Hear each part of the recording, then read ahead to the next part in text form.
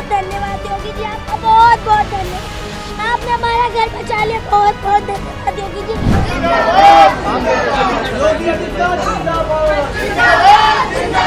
इतना ज्यादा खुश है कि शब्द ही नहीं है कि क्या कहें हम। इतना ज्यादा खुशी मिली है हम लोगों को।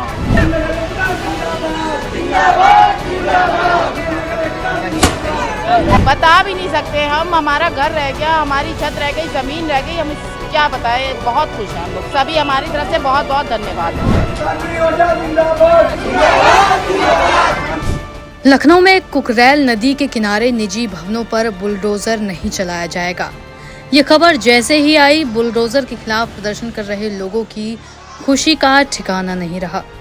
इंद्रप्रस्थ नगर, पंत नगर और रहीम नगर के लोगों का आशियाना अब नहीं उजड़ेगा, लेकिन उन लोगों का क्या जिनके घरों को तहस नहस किया जा चुका है, जिनकी लाख कोशिशों के बाद भी किसी ने उनकी नहीं सुनी।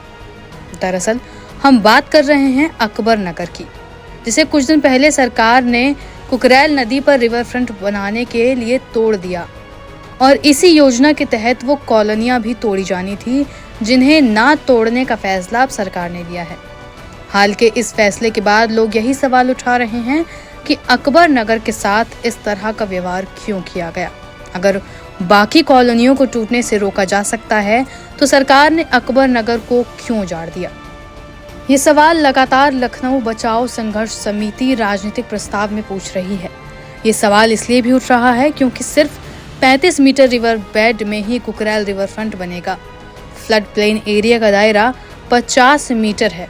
उसका ना तो कोई प्रस्ताव है और ना ही कोई आवश्यकता। तब प्रशासन ने अकबर नगर को तोड़ा, जबकि वो नदी से 500 मीटर दूर बसा है।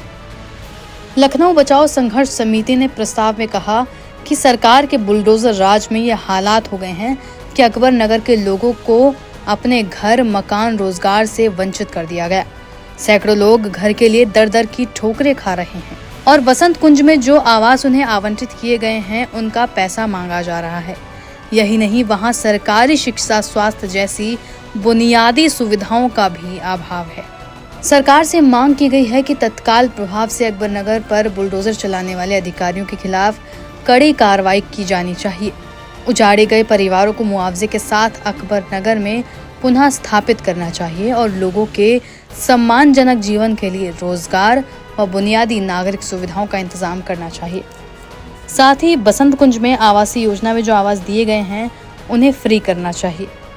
बता दें कि कुकरैल रिवर फ्रंट के लिए अकबर नगर के बाद पंत नगर, इंद्रप्रस्थ नगर और रहीम नगर समेत कई कॉलोनियों के घर पर लाल रंग का निशान लगने के बाद से हड़कंप मच गया था। लगातार धरना चल रहा था। महिलाएं और बच्चे भी आंदोलन में उतर गए थे। इसका वीडियो भी खूब वायरल हुए। हालांकि जैसे ही योगी सरकार ने बुलडोजर की कार्रवाई पर रोक लगाई तो लोगों की खुशी उनके चेहरे पर साफ नजर आई।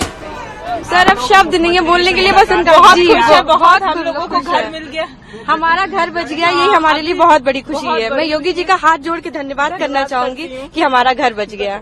सब कुछ हम लोगों की बात, वो सब कुछ हमारे फेवर में किए हैं कि हमारा जितना भी घर है, अगर रजिस्ट्री है तो वो नहीं हटाएंगे, नहीं हटेगा बिल्कुल। बस thank you sir, thank you. बिल्कुल बिल्कुल, बहुत खुश हूँ, बहुत ज्यादा खुश हूँ।